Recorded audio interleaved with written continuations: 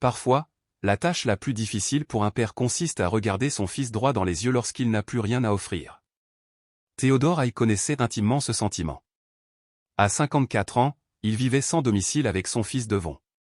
Leur camion fatigué servait à la fois de toit et de refuge, tandis qu'ils erraient dans une petite ville à l'agonie, avec pour seule richesse une vieille boîte à outils, ultime rempart contre un désespoir total. Puis le hasard les mena à un vieux dîner abandonné, oublié depuis longtemps par le monde. Au départ, ils voulurent seulement réparer quelques éléments pour avoir un abri contre le froid. Pourtant, à mesure qu'ils dégageaient la poussière et redonnaient forme au mur, des voisins commencèrent à passer, curieux d'apercevoir deux inconnus tenter de rendre vie à ce lieu. Le bouche-à-oreille se propagea sur cette rue désertée.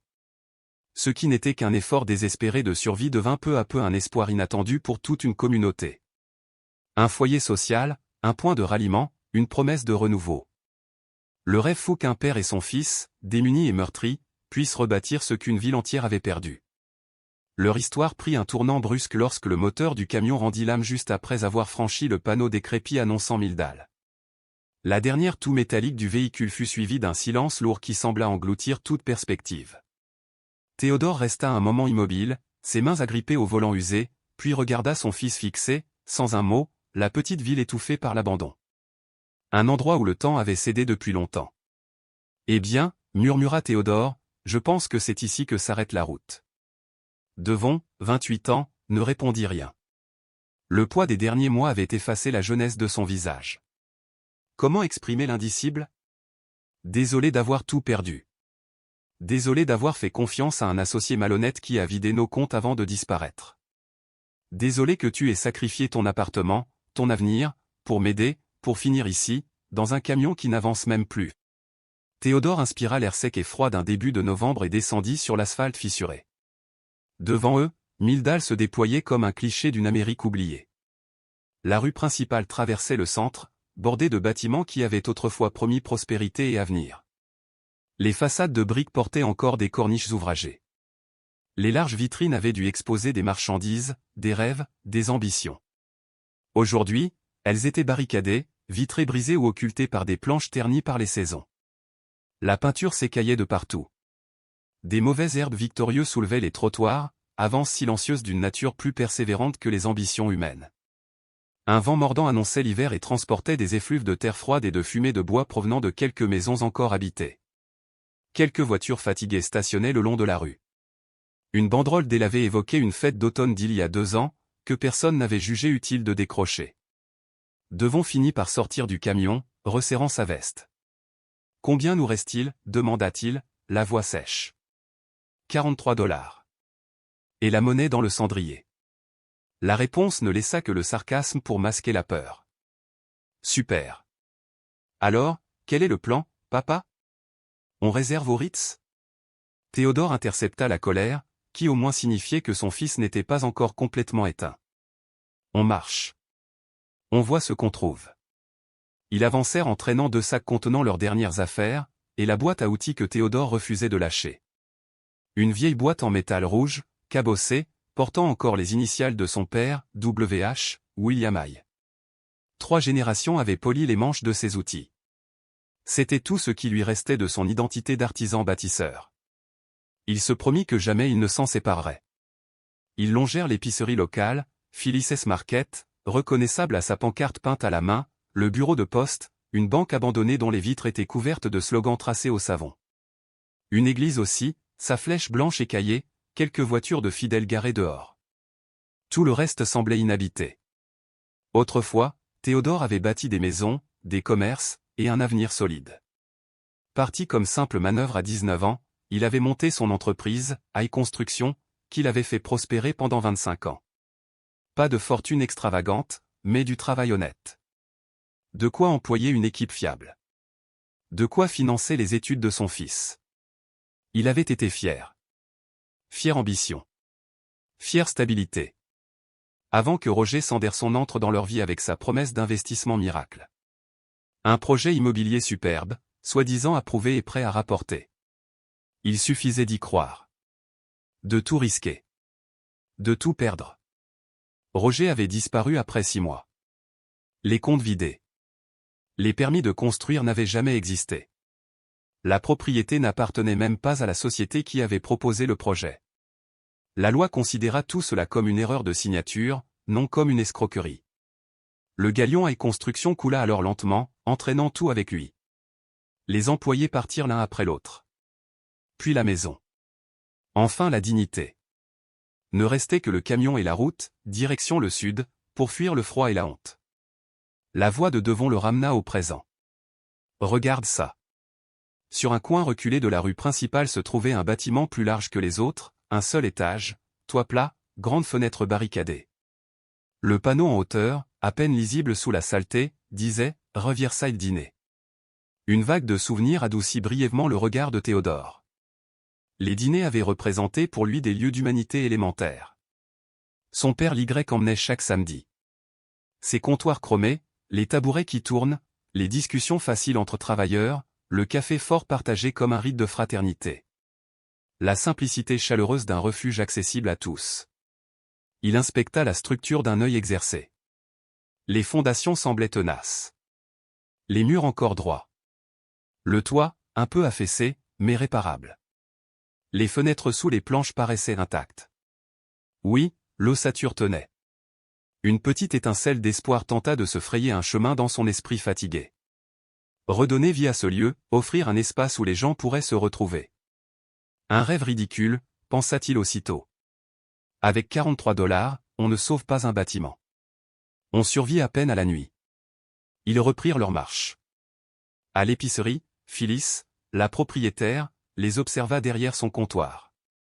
Ses yeux perçants, mais pas dépourvus de bienveillance, comprirent immédiatement leur situation. Pas d'hôtel ici. Plus depuis 12 ans. Le plus proche est à 32 km au sud. Devon demanda s'il existait un refuge. Elle secoua la tête. Trop petit comme ville. Les gens ici ont encore de la famille. Généralement. Elle étudia un instant leur visage défait. Vous avez regardé l'ancien dîner, non? Il appartient à une certaine Pauline Docry. Elle vit en Floride. Peut-être accepterait-elle que vous gardiez un œil dessus en échange d'un toit pour quelques nuits. Elle griffonna un numéro sur un bout de papier. Dites-lui que Phyllis vous envoie. Son avertissement final les suivit jusqu'à la porte, il est fermé depuis 1987. Vous préférerez peut-être votre camion. Devon grimaça en sortant. Tu veux vraiment qu'on demande à dormir dans une ruine? Théodore lui lança un regard fatigué. Tu as mieux à proposer. La réponse était dans le silence du jeune homme. Une cabine téléphonique près du bureau de poste leur permit de tenter leur chance. Au bout du fil, Pauline Docry, âgée et distraite, semblait à peine se souvenir de l'existence du dîner. On percevait une émission télévisée en fond sonore. « Vous n'allez pas dégrader l'endroit » demanda-t-elle avec une lassitude mêlée d'espoir fragile. « Non, madame. Je suis entrepreneur. Enfin, je l'étais. Je peux assurer la sécurité du bâtiment. Nous cherchons seulement un endroit sec pour quelques nuits. » Elle laissa planer un silence hésitant avant de céder. Très bien. De toute façon, plus personne ne s'en soucie. Gardez les clés. Essayez de ne pas vous faire mal là-dedans. Ce soir-là, ils se retrouvèrent face à l'entrée verrouillée du Riverside Dîner. Le vent froid sifflait à travers les ruelles désertes. Théodore défit la chaîne et poussa la porte. Une odeur de renfermé et de temps figé s'échappa dans un souffle presque inaudible. La pénombre étirait les ombres le long des murs. Le sol était couvert de poussière, les banquettes éventrées, les tables renversées.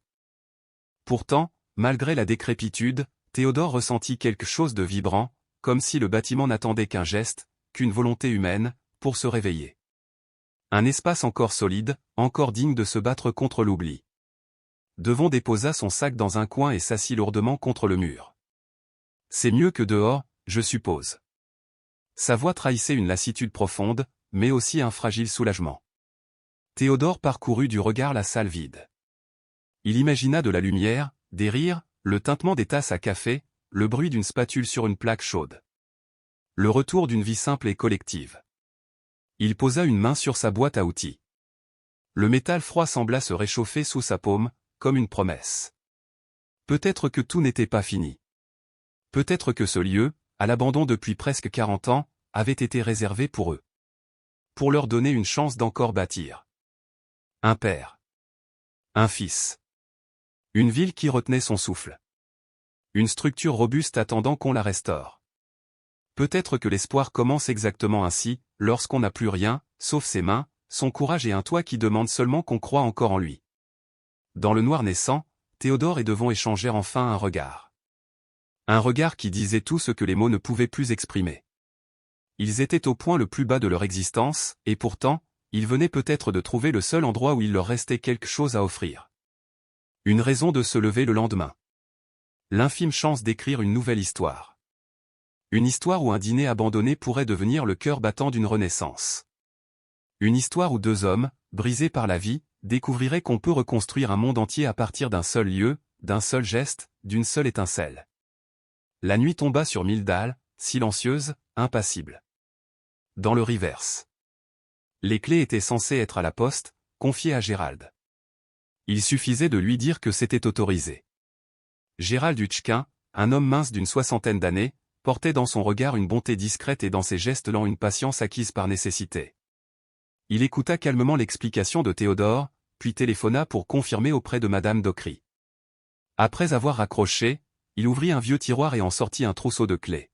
« Cela fait des années que personne n'a ouvert cet endroit », déclara-t-il avec une pointe de nostalgie. « Je ne sais pas ce que vous allez trouver là-dedans. »« On se débrouillera », répondit Théodore. Gérald leur tendit les clés, puis ajouta d'un ton ferme mais chaleureux, « Si vous avez besoin de quoi que ce soit, vous venez me voir. La ville n'a pas grand-chose à offrir, mais ici, on prend soin de ceux qui ont besoin d'aide. » En regagnant le vieux dîner, Devon murmura presque, comme s'il craignait de briser la fragile bienveillance de ce lieu. « Les gens sont plus gentils ici que je ne l'aurais imaginé. »« C'est souvent ainsi dans les petites villes, » répondit Théodore. « On n'oublie jamais vraiment ce que signifie avoir besoin de ses voisins. » Il inséra la clé dans le cadenas rouillé. Le métal résista, puis céda dans un grincement rauque. Il défit la lourde chaîne enroulée autour des poignets et poussa la porte. Elle s'ouvrit avec un long gémissement, comme si les gonds protestaient contre un réveil forcé après des décennies de sommeil. L'odeur les submergea aussitôt, un mélange de poussière, de graisse vieillie, d'humidité et d'un parfum étrange, celui du temps accumulé, figé, oublié. Théodore actionna un interrupteur sans grande conviction. À sa surprise, les néons frémirent, clignotèrent, puis diffusèrent une lumière crue qui dévoila un paysage figé en 1987. Les banquettes de vinyle rouge, autrefois éclatantes, étaient fissurées, ternies. Un long comptoir bordé de tabourets à l'assise manquante serpentait d'un mur à l'autre. Derrière, on apercevait la cuisine à travers une ouverture passant plat.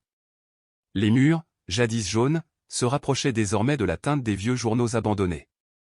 Des photographies en noir et blanc étaient toujours accrochées, scènes de la ville autrefois vivante, l'établissement bondé, une usine crachant d'imposants panaches de fumée vers un ciel lumineux. Chaque image racontait un moment où tout semblait encore possible. Le sol était fissuré, le plafond marqué de taches d'eau, mais la charpente résistait encore. Ce bâtiment n'avait pas seulement été abandonné, il avait attendu. Patient, têtu, silencieux. Devon observa longuement l'endroit avant de lâcher, peu convaincu. « C'est là qu'on va dormir ?» ?»« Non, » répondit Théodore, surpris lui-même du changement dans son ton. « C'est ici que nous allons rester. » Ils dégagèrent un coin au fond, balayèrent tant bien que mal, puis déroulèrent leur sac de couchage. La nuit tomba. Ils mangèrent une soupe froide à même la boîte, assis par terre, le dos contre un mur décrépit. Après un long silence, Devon rompit la pesanteur de l'instant. « Papa, qu'est-ce qu'on fait, exactement ?»« On se contente de traverser la journée, » répondit Théodore, d'une voix qui voulait être rassurante. « C'est tout ce qu'on peut faire. » Devon resta songeur, puis souffla d'une voix cassée. « Je suis désolé d'avoir été en colère. Tu en as tout à fait le droit. Je ne suis pas en colère contre toi. Tu ne pouvais pas savoir. J'aurais dû savoir. J'aurais dû être plus malin. Nous aurions dû tous les deux l'être, admit Théodore. Devon posa sa boîte vide et demanda. Et demain ? Théodore regarda autour de lui. Il ne voyait plus le dîner poussiéreux devant ses yeux, mais celui qu'il avait été, celui qu'il pourrait redevenir. Demain, on nettoie un peu. On rend cet endroit vivable. On se donne un peu de temps pour réfléchir à la suite. Même en le disant, une idée naissait déjà en lui. Une idée trop fragile pour être prononcée. pas encore. Cette nuit-là, ils dormirent sur le sol glacé d'un restaurant oublié. Deux hommes brisés dans une ville qui avait elle aussi perdu son destin. Aucun d'eux ne savait encore qu'il venait peut-être de trouver l'endroit où il devait être. Théodore se réveilla avant l'aube, courbaturé par le sol dur. Pendant un instant, il ne sut plus où il se trouvait. Puis l'odeur de poussière et de graisse rance lui rappela tout. Le dîner. La fin de la route. La dernière possibilité. À côté de lui, Devon dormait encore, un bras sur le visage comme lorsqu'il était enfant. Théodore se leva du mieux qu'il put et marcha dans la pénombre. De minces bandes de lumière grise perçaient entre les planches clouées aux fenêtres. Il ne dormait plus vraiment depuis des mois. Dès qu'il fermait les yeux, il revoyait les relevés bancaires, les comptes vides, le regard confiant de Roger lui promettant que tout irait bien. Alors, pour fuir les pensées, il faisait ce qu'il avait toujours su faire, travailler. Il se dirigea vers la cuisine et trouva un autre interrupteur. Le plafond s'illumina en révélant un espace figé dans le temps, casserole suspendue, tiroir rempli d'ustensiles, un calendrier mural affichant octobre 1987. Les machines étaient anciennes, mais robustes. Du matériel professionnel conçu pour résister aux années, à l'usure et aux faillites.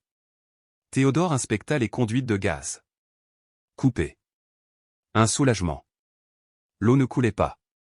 Il faudrait rallumer tout cela, vérifier, réparer. Pourtant, avant tout, il fallait nettoyer. Il trouva des produits, des vieux chiffons, un balai mal en point. Il se mit à l'ouvrage. Ses mains avançaient sans hésiter, suivant une routine familière. Le nettoyage devint un refuge. La fatigue, le désespoir et la honte se diluaient dans chaque coup de chiffon. Lorsque Devon se réveilla, un chemin dégagé serpentait déjà dans la cuisine. Théodore était plongé dans le débarras lorsqu'il fit une découverte inattendue, une vieille cafetière à percolateur, en acier inoxydable, lourde et d'une solidité presque rassurante. Le même modèle que son père utilisait autrefois. Il la nettoya avec soin, puis ouvrit par hasard un pot de café sous vide oublié sur une étagère. Périmé depuis longtemps, certes, mais l'arôme persistait encore, faible écho d'un matin meilleur. « Qu'est-ce que tu fais » demanda Devon, encore somnole, les cheveux en bataille. « Du café » répondit simplement Théodore. « Ce truc n'a pas dû marcher depuis 40 ans. »« Probablement pas. » Théodore remplit d'eau, dosa le café, assembla l'appareil malgré l'oxydation et brancha la prise. Les résistances chauffantes rougirent.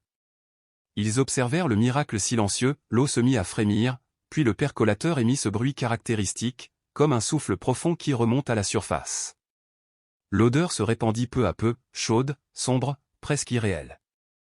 Théodore servit 2 tasses. Le café était fade, un peu rassis, mais il était chaud et indispensable.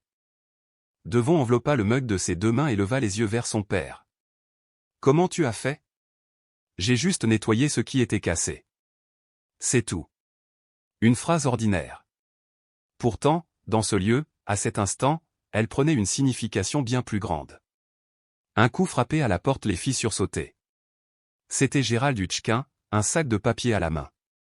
Théodore ouvrit et l'homme entra, apportant avec lui une douceur de vivre que le bâtiment avait oubliée. « J'ai vu les lumières » expliqua-t-il. « Je me suis dit que vous auriez faim. Un peu de pain, quelques œufs. De quoi tenir. » « C'est très aimable » répondit Théodore. « On peut vous payer. » « Je n'ai pas demandé de paiement.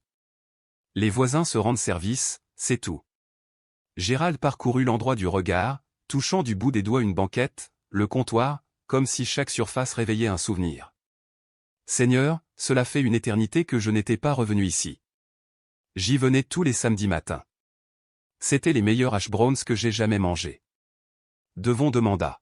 « Quand est-ce que ça a fermé ? » Octobre 1987. La fermeture de l'usine cet été-là a été le début de la fin. Elle faisait vivre la moitié de la ville. Quand elle a sombré, les gens sont partis. Le dîner a tenu quelques mois, puis, à quoi bon servir un petit déjeuner dans une ville qui ne se réveille plus ? Gérald esquissa un sourire en se souvenant d'une scène du passé. Ma femme et moi avons eu notre premier rendez-vous ici. J'avais 19 ans. Terrifié. J'ai commandé la chose la plus chère du menu pour l'impressionner, un burger avec un milkshake. Je n'avais pas assez pour laisser un pourboire. Le propriétaire, Monsieur Dockery, avait tout vu. Il m'a glissé un billet en disant qu'un jeune homme mérite au moins une chance d'impressionner une fille. Théodore comprit alors que ce lieu n'était pas seulement une ruine. C'était une mémoire collective, un sanctuaire de moments simples mais essentiels. Où sont passés tous les habitants, demanda-t-il. Dispersés. Les jeunes sont partis vers les grandes villes.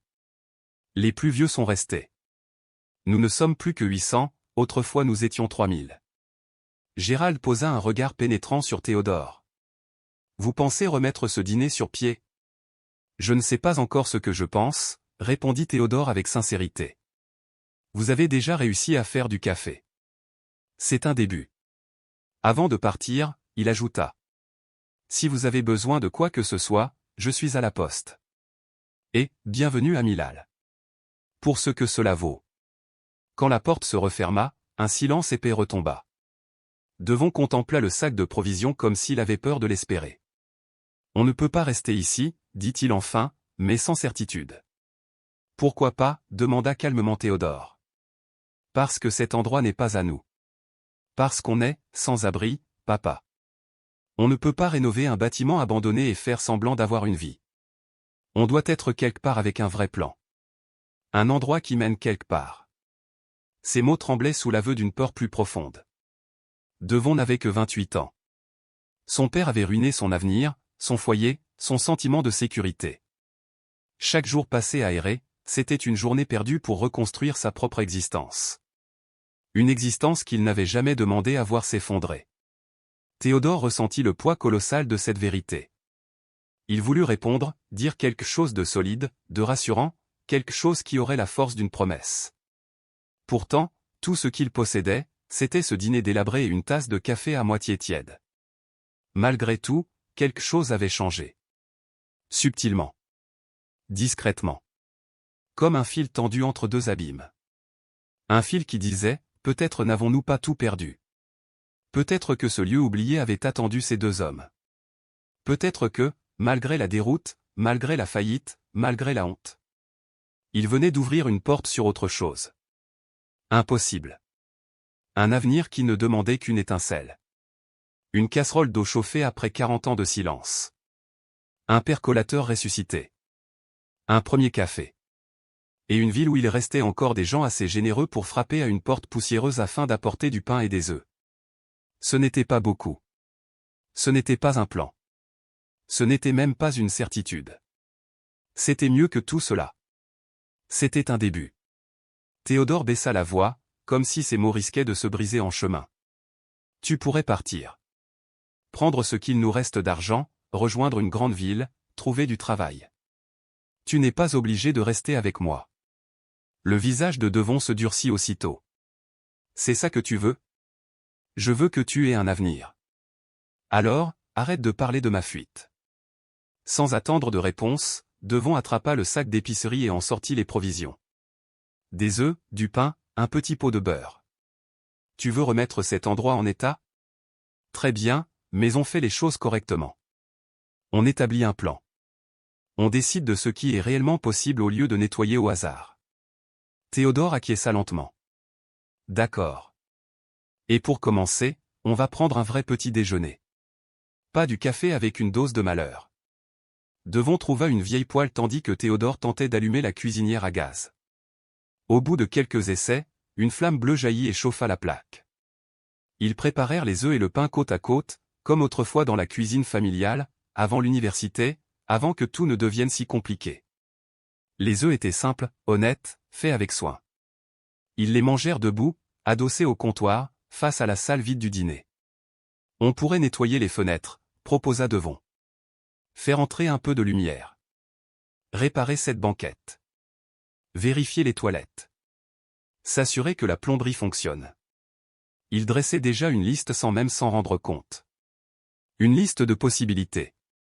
Une liste de choses qui pouvaient encore être changées. Théodore regarda son fils et y vit le reflet exact de ce qui renaissait en lui. Ce n'était pas encore de l'espoir, mais quelque chose qui s'en approchait, comme une braise qui n'attend qu'un souffle pour s'allumer. Ton grand-père disait toujours, si tu peux créer quelque chose de tes mains, tu ne seras jamais vraiment pauvre. On reste malgré tout fauché, répliqua Devon avec un léger rire. Mais on fabrique quelque chose. Il sourit. Le premier vrai sourire que Théodore voyait sur son visage depuis des mois. On prépare le petit déjeuner dans un dîner abandonné. C'est pas vraiment un plan d'affaires. C'est un début, répondit Théodore. Et contre toute logique, c'en était un. Ils se mirent au travail sans prétention. 30 ans comme entrepreneur rendaient chaque défaut visible aux yeux de Théodore, une charnière branlante, un carreau fissuré, des dalles de sol mal fixées. Ses mains voulaient réparer, remettre en ordre, redonner fonction et dignité aux choses. Devon protesta d'abord. On n'a pas l'intention de rester ici longtemps. Inutile de rénover tout le bâtiment. Mais Théodore mesurait déjà le cadre d'une vitre, le niveau de son père en main. Autant rendre l'endroit vivable. En 2 jours, ils trouvèrent leur cadence. Le matin, nettoyage à fond, grattage de la crasse accumulée pendant des années, balayage, lessivage. L'après-midi, réparation. Théodore récupérait des matériaux improvisés à partir de meubles cassés. Devon tenait un carnet où il notait tout, les travaux effectués, ce qu'il manquait, les zones à reprendre. Le carnet devint peu à peu bien plus qu'un outil pratique. Il se parsema de croquis, organisation des tables, circulation du personnel, idées sur le style du lieu. Il n'osait pas les montrer, mais Théodore les voyait quand même, et gardait le silence. Il ne voulait surtout pas troubler ce mince fil d'espoir qui les reliait à une possibilité de futur. Le 3e jour, Gérald revint. Il déposait des produits ménagers, une boîte à outils remplie de pièces de rechange, du papier abrasif, des pinceaux. Vous ne pouvez pas bricoler sans matériel, dit-il simplement. Ce sont des surplus de mon garage. On ne peut pas accepter tout ça, protesta Théodore. Vous empêchez ce bâtiment de s'écrouler. Considérez cela comme un paiement de la part de Madame Docry. En observant les vitres étincelantes, le sol dégagé, les banquettes rafistolées, Gérald hocha la tête. Vous travaillez vite. Il n'y a pas grand-chose d'autre à faire, répondit Devon. Ce même après-midi, une silhouette apparut à la fenêtre, scrutant l'intérieur d'un œil vif. Une dame, la soixantaine bien passée, les cheveux blancs tirés à l'arrière. Des yeux acérés, d'une vigilance presque légendaire. « Puis-je vous aider » demanda Théodore en ouvrant la porte. « Je vis juste en face » annonça T.L. Béatrice Sheridan. « Je vous observe nettoyer ce lieu depuis 3 jours. Il était temps que je me présente. » Elle tendit un plat recouvert. « Je vous ai préparé une casserole. On ne peut pas vivre éternellement d'œufs et de café. » L'arôme chaud fit gargouiller l'estomac de Théodore. « Merci beaucoup.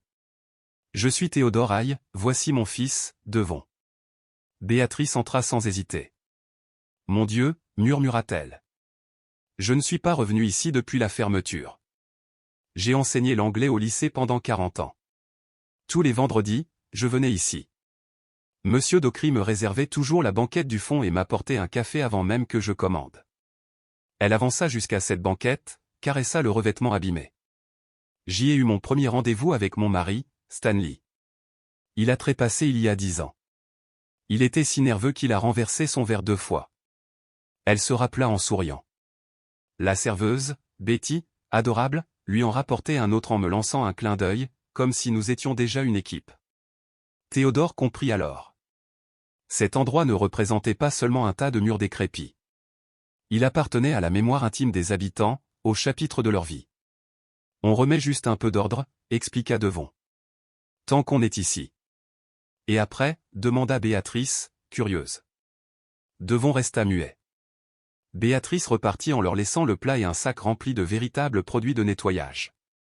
Les bons, pas les fonds de bouteille qu'ils utilisaient.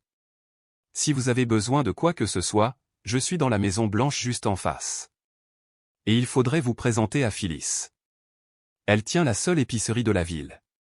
Elle sait tout ce qui s'y passe. » Le soir venu, ils mangèrent le gratin au comptoir. Du poulet et du riz, parfaitement assaisonnés. Une saveur de foyer et d'attention. « Les gens n'arrêtent pas de nous donner des choses » fit remarquer Devon. « Petite ville » répondit Théodore. « On s'y prend en charge mutuellement. Nous ne faisons pas partie de cette ville. On est seulement de passage. » La phrase flotta un instant, incertaine. De passage encore combien de temps? Une semaine s'était écoulée déjà. Ils avaient un rythme, des repères, des prénoms à retenir. Le lendemain, Théodore attaqua le comptoir. Le bois abîmé portait les cicatrices du temps, mais sous la surface dormait une matière robuste. Il ponçait méthodiquement, le geste enseigné jadis par son père. Devon le rejoignit, le bruit régulier du papier de verre emplissait le silence. « Papa » demanda Devon, « qu'est-ce qu'on fait vraiment ici ?» Théodore ne cessa pas de poncer. « Je n'en sais rien. On ne peut pas rester éternellement. On ne possède rien ici. On n'a pas de travail. Il nous reste peut-être $20. Alors quel est le plan ? Le plan, c'est d'avancer tâche après tâche. C'est tout ce que j'ai pour l'instant. Ce n'est pas un plan, c'est fermer les yeux sur la réalité. Peut-être. Mais la réalité n'a pas été tendre récemment. L'ignorer un instant n'est pas si grave. Un long silence. Ce comptoir me rappelle celui que grand-père avait construit dans notre première maison, murmura Devon. Théodore s'arrêta net. Il n'imaginait pas que Devon se souviendrait. Tu n'avais que 6 ans quand on l'a vendu. Je me souviens de m'asseoir là et de le regarder travailler. Il me laissait l'aider à poncer. Il racontait des histoires interminables. Je ne comprenais pas tout, mais j'adorais l'écouter. Il disait que travailler de ses mains laissait l'esprit libre pour réfléchir à ce qui compte vraiment. Et qu'est-ce qui compte vraiment ? Questionna Devon. Les gens. Les liens. Ce que l'on ne touche pas, mais dont on ne peut se passer.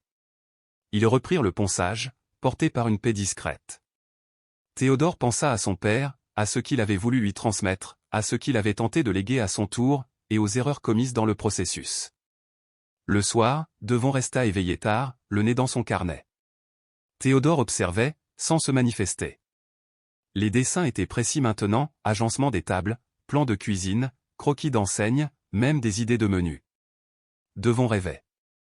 Et il ne s'en excusait plus. Les jours suivants, d'autres visiteurs arrivèrent.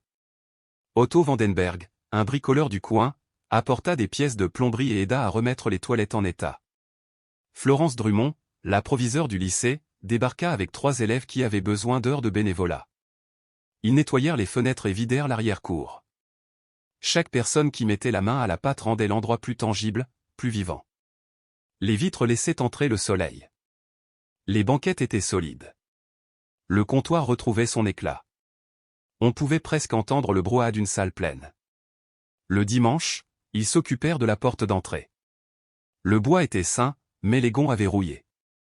Ils la démontèrent, la poncèrent dehors, sous la lumière déclinante. « J'ai été en colère contre toi », avoua soudain Devon. « Quand tout a dérapé. J'ai pensé que tu avais été stupide de faire confiance à Roger. Tu avais raison d'être en colère.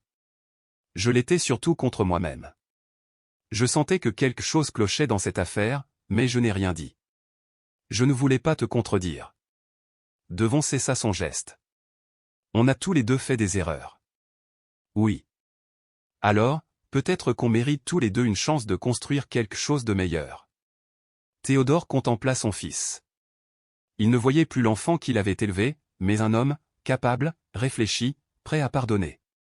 Peut-être qu'on la mérite, oui. Ils achevèrent la porte et la remirent en place avec les nouvelles charnières apportées par Otto. Elle s'ouvrit sans résistance, légère et sûre. Une porte réparée. Pourtant cela paraissait bien plus. Une promesse d'ouverture, d'entrer dans un nouveau chapitre. Un mardi matin, Théodore découvrit le jukebox, caché sous une bâche près des toilettes. Il retira la toile et révéla un Wurlitzer des années 60. Chromes étincelants, verts colorés, courbes élégantes. Une œuvre d'art mécanique. Devon, viens voir ça. Son fils se précipita hors de la cuisine. Lorsqu'il aperçut l'appareil, ses yeux brillèrent. Il est vraiment authentique ? On dirait bien.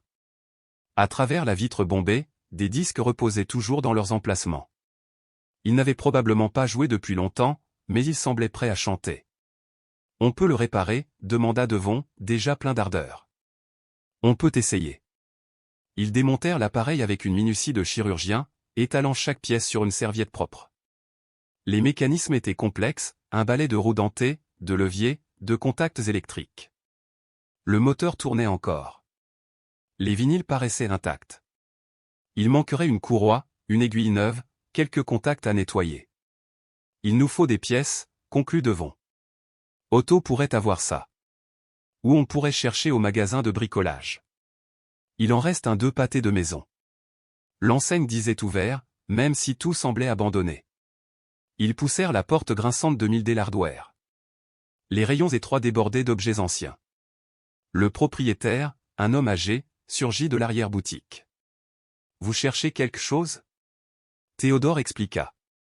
L'homme disparut, puis revint avec une boîte remplie de courroies de toute taille et de quelques aiguilles pour tourne-disque.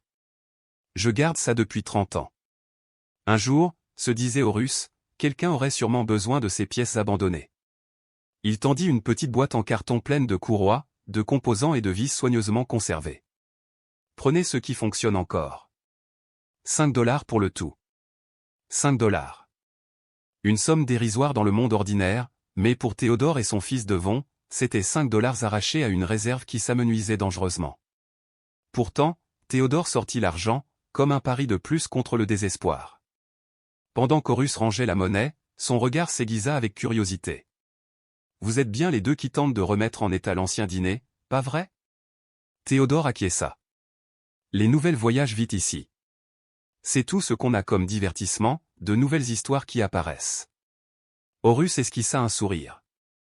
Les gens observent, se demandent, espèrent peut-être. Le père et le fils regagnèrent le Riverside dîner, avec l'étrange sentiment que ce simple achat valait plus que le métal rouillé qu'il contenait. Ils se remirent au travail comme s'ils tentaient de ressusciter un cœur mécanique. La courroie fut installée avec précision. La nouvelle aiguille fut insérée dans son logement fragile. Devon nettoya chaque contact électrique avec un soin de chirurgien. Théodore s'attaqua au sélecteur mécanique, dont les rouages réclamaient patience et exactitude. Les heures passèrent sans qu'il ne s'en aperçoive.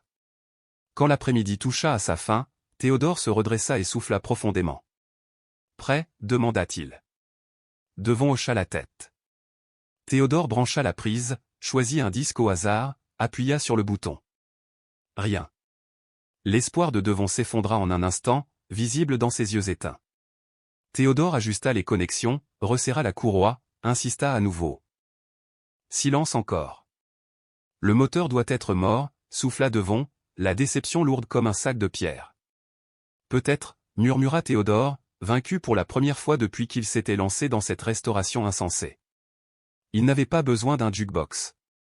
Ils avaient besoin d'argent, de travail, de leur avenir retrouvé. Qui avait-il voulu tromper? Ce projet n'était qu'une parenthèse pour oublier qu'ils n'avaient plus rien. Puis, soudain, un léger frémissement. Un bourdonnement naissant. Le cœur de la machine battit à nouveau. Les engrenages se mirent en branle, le bras mécanique se mouvait avec lenteur et précision, saisissant un disque, le déposant avec une révérence inattendue. Le plateau se mit à tourner. Un crépitement familier résonna, puis une voix chaude, profonde, emplie d'une nostalgie indéfinissable, envahit la pièce vide. Une chanson ancienne, douce, parlant d'un monde à connaître et de tout ce qu'un être peut ignorer. Une mélodie d'école, d'innocence, de premier rêve. Théodore et Devon restèrent immobiles, stupéfaits. Le son était légèrement poussiéreux, mais incontestablement vivant. Après des décennies de silence, la musique renaissait entre ces murs. Devon éclata d'un rire authentique, sans retenue, un éclat que Théodore n'avait plus entendu depuis longtemps. Ce rire lui délivra la poitrine, comme si un poids s'envolait enfin. Ils avaient réussi l'impossible. Ils avaient fait revenir la vie dans ce lieu oublié. La porte s'ouvrit brutalement. Béatrice, la vieille voisine, se tenait là, la main plaquée contre sa bouche, les larmes coulant librement sur ses joues. « Je l'ai entendue, depuis chez moi », murmura-t-elle d'une voix brisée par l'émotion. Elle avança lentement, comme une pèlerine entrant dans un sanctuaire. Lorsque la chanson se termina, elle dit doucement, passez en une autre. « S'il vous plaît. » Théodore obéit. Cette fois, une voix féminine, vibrante, évoquant l'amour fou, fit vibrer l'air. Béatrice ferma les yeux et se mit à osciller doucement. « Stanley et moi avons dansé sur cette chanson, ici même, » confia-t-elle. Il pleuvait dehors. Nous étions les seuls clients, et Monsieur Dockery avait mis ce disque pour nous. Elle inspira profondément. Je n'avais pas entendu ça depuis 20 ans. Elle se mit à danser seule, mais ses gestes racontaient une histoire d'amour qui n'avait jamais cessé de vibrer. Théodore comprit alors qu'ils avaient restauré bien plus qu'une simple machine. Ils avaient rouvert les portes des souvenirs. Redonner voix à la mémoire d'un lieu que l'oubli avait presque gagné. Les heures suivantes, la rumeur fit son œuvre. Gérald arriva le premier, curieux. Puis Phyllis de l'épicerie. Stanley Wallace, vétéran de Corée, entra accompagné de 2 camarades. Tous se réunirent autour du jukebox, comme autour d'un feu de camp ancien. Chacun sélectionna une chanson, partageant avec elle un fragment précieux de son passé. Une mélodie appartenait à un mariage, une autre à un retour de guerre, une autre encore à un client fidèle disparu. Un homme essuya furtivement ses yeux lorsque résonna l'air favori de sa défunte épouse. Une femme raconta la folie d'un premier rendez-vous qui avait changé sa vie. La musique devenait un pont entre époque et cœur. Florence Drummond arriva avec sa sœur, Iris, une femme aux yeux brillants d'intelligence et au sourire facile. Elle observa les rénovations du dîner avec un savoir professionnel. « Cet endroit a de très bons os », dit-elle à Devon. Il rougit un peu. « C'est surtout mon père. C'est lui qui sait vraiment faire. » Elle désigna le carnet ouvert sur le comptoir. « Et vous êtes celui qui anticipe. Celui qui pense l'avenir. C'est indispensable, aussi. » Elle parlait simplement, mais ses mots semblèrent redresser Devon, lui donner une stature qu'il avait oubliée. À la tombée de la nuit, les visiteurs prirent congé avec gratitude. Théodore, debout derrière le comptoir, regarda son fils parler avec Iris près de la porte. Il le vit animé, vivant, débarrassé pour quelques instants du poids qu'il écrasait depuis des mois. Béatrice s'approcha de Théodore avec une douceur maternelle. « Vous nous avez offert quelque chose de précieux, dit-elle. Notre ville agonise depuis si longtemps que nous avions oublié ce que cela fait d'avoir un endroit où se rassembler. » Théodore tenta d'objecter, ce n'est qu'un jukebox. Elle secoua la tête. C'est un battement de cœur. Ce lieu en possédait un autrefois. Grâce à vous, il bat de nouveau. Ne sous-estimez jamais cela. Quand le dîner retomba enfin dans le silence, la machine s'était humée, l'air semblait encore chargé des chansons qu'elle avait libérées. Devon s'assit au comptoir et brisa le silence. Ils tiennent vraiment à cet endroit, dit-il. Oui. Que fera-t-on quand il faudra partir? Théodore ne répondit pas. Il ne pouvait pas s'éterniser dans un bâtiment qu'il n'avait pas le droit d'occuper. La réalité finirait par les rattraper. Pour l'instant, on s'occupera déjà de demain, finit-il par souffler. C'est tout ce qu'on peut vraiment faire. Devon ouvrit son carnet. Cette fois, il n'y nota pas des schémas techniques, mais des idées. Des menus simples. Des calculs de coûts. Des horaires de service. Théodore sentit une chaleur nouvelle se former dans sa poitrine, son fils rêvait à nouveau. Théodore alla poser sa main sur le chrome lustré du jukebox. Son père lui avait toujours dit que le travail honnête était une prière silencieuse, un acte de foi dans la possibilité du bien. Peut-être avait-il raison. À l'extérieur, Mildal dormait sous un ciel clair de novembre. À l'intérieur, 2 hommes se tenaient dans un futur fragile mais possible. Le lendemain matin, Théodore fouilla un tiroir et découvrit un livre en cuir, vieilli et fragile. À l'intérieur, des signatures datant des années 50, des messages simples, joyeux anniversaire, le meilleur gâteau du comté, merci pour cette soirée inoubliable. De petites traces d'un passé riche en vie. Il plaça le livre près de l'entrée avec une note manuscrite. Signé. Faites partie de l'histoire. L'après-midi, Gérald revint, accompagné de 3 hommes armés d'outils. On s'est dit que vous auriez besoin d'un coup de main, annonça-t-il. Otto, celui qui avait donné les pièces de plomberie, inspecta l'arrière. Cette porte doit être changée. J'en ai une parfaite dans mon garage. En moins d'1 heure, le chantier battait son plein. Le toit fut consolidé, le carrelage réparé. Des mains expertes rendaient au lieu son intégrité. Des blagues fusèrent. Des souvenirs aussi. Stanley raconta ses 42 ans passés à l'usine textile avant qu'elle ne ferme pour aller chercher ailleurs une main-d'œuvre meilleur marché. Horus ajouta que c'est à partir de ce jour que les jeunes s'étaient mis à partir, emportant l'âme de la ville avec eux. En soirée, le dîner paraissait rajeuni. « Vous allez l'ouvrir » demanda Stanley. Théodore hésita. « Nous sommes seulement de passage. » Quel dommage. Ce coin a besoin d'un endroit où se retrouver. Lorsque les hommes s'en allèrent, Devon se tourna vers son père avec ce feu nouveau dans les yeux. Ils ont raison. On devrait envisager de vraiment ouvrir. Théodore soupira. On ne sait pas gérer un restaurant. On n'a ni le matériel, ni l'argent, ni l'expérience. On peut commencer petit. Petit déjeuner uniquement. Menu réduit. Devons ouvrir encore son carnet, révélant des pages de chiffres et de stratégie. Si on obtient du crédit chez Phyllis. Si on reste raisonnable? Les si sont nombreux, coupa Théodore, l'inquiétude enroulée autour de sa voix. La vie n'est faite que de risques, répondit Devon calmement. Au moins, ici, on essaierait de construire quelque chose. Pas simplement de survivre. La peur tenaillait Théodore. Il avait cru autrefois. Il avait perdu la maison, l'entreprise familiale, et bien plus, la certitude de protéger son fils. Il craignait d'échouer encore. Cette nuit-là, incapable de dormir, Théodore contempla une vieille photo de son propre père. Celui-ci posait devant la première maison qu'il avait bâtie, fière et solide. William y avait réussi tout ce que Théodore avait perdu.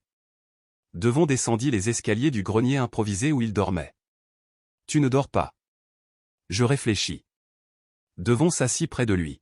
« Je sais que tu as peur. »« Je suis terrifié, » admit Théodore. « Terrifié de te décevoir encore. » Devon secoua la tête. « Tu n'as jamais échoué comme père. Tu m'as appris la valeur d'un travail bien fait. La dignité de créer quelque chose. L'importance de se lever chaque jour même quand c'est dur. Rien de tout ça n'est mort. » Il posa une main sur l'épaule de son père.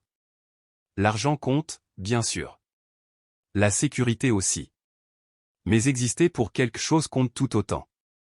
Ce dîner donne déjà aux gens une raison de venir, de se retrouver, de sentir qu'ils comptent. » Théodore regarda son fils et y vit un homme façonné par l'épreuve, mais solide malgré la douleur. « Et si on échoue » murmura-t-il. « Alors on échouera. Mais ce sera un échec qui aura eu un sens. Parce qu'on aura essayé de faire quelque chose de beau. » Le cœur de Théodore se serra, non pas de peur cette fois, mais de cette fragilité qu'est l'espoir lorsqu'il revient. Il inspira lentement, comme pour sceller une décision née dans le silence. « D'accord, » dit-il finalement. Un seul mot. Un seul oui. Une porte entr'ouverte sur un avenir imprévisible mais vivant. La décision fut simple, mais lourde de conséquences. Théodore regarda son fils, le cœur battant, et prononça ces mots qui changeraient tout, « Faisons-le. Tentons d'ouvrir cet endroit. » Le sourire de Devon s'élargit, incrédule. « Vraiment ?» Théodore acquiesça, prudent, à petite échelle. Des petits déjeuners seulement. 3 jours par semaine pour commencer. Nous aurons besoin d'aide, beaucoup d'aide. Et cela pourrait échouer. Devon haussa les épaules avec une étincelle de défi, oui, cela pourrait échouer. Mais cela pourrait aussi marcher. Ils restèrent éveillés jusqu'au milieu de la nuit à établir des plans. Devon déploya ses calculs, ses idées de menu, son calendrier organisé avec une précision méticuleuse. Théodore ajouta son regard de constructeur, ce qu'il restait à réparer, l'équipement récupérable, ce qu'il faudrait acheter ou emprunter. À l'aube, un plan avait pris forme. Pas parfait. Pas assuré de réussir. Cependant, il existait, et cela suffisait pour sentir l'espoir circuler de nouveau. Ce matin-là, Béatrice fut la première à franchir la porte. Théodore lui montra le livre d'or, lui expliqua son idée de faire vivre à nouveau cette petite tradition oubliée. Elle sourit, prit le stylo et inscrivit soigneusement « Béatrice Sheridan, novembre 2024 ».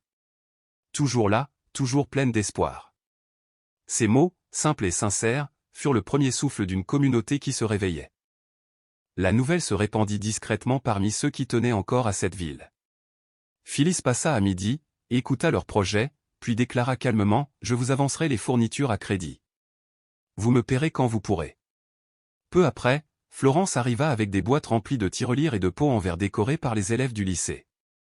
Les étudiants veulent aider. Ils n'ont jamais vu quelqu'un se battre pour quelque chose ici. Iris, à la sortie de son service, apporta 2 cafés fumants et des conseils pratiques sur les normes sanitaires, les inspections, les permis.